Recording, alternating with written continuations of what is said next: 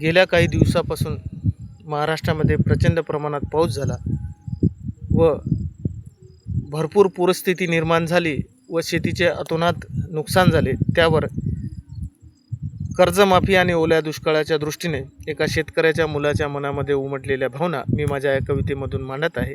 माझं नाव आहे नितीन कदम। बघताय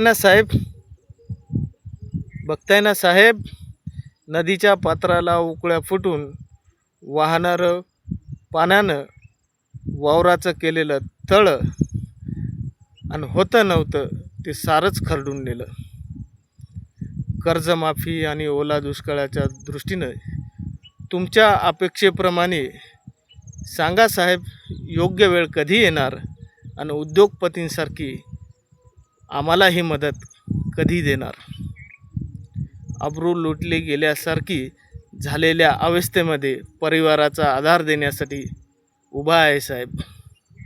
माझ्या डोळ्यातील आसवांच्या रूपानं भावनेचे निघणारे रक्त पुसण्यासाठी निदान एकदा तरी तसदी घ्यावी।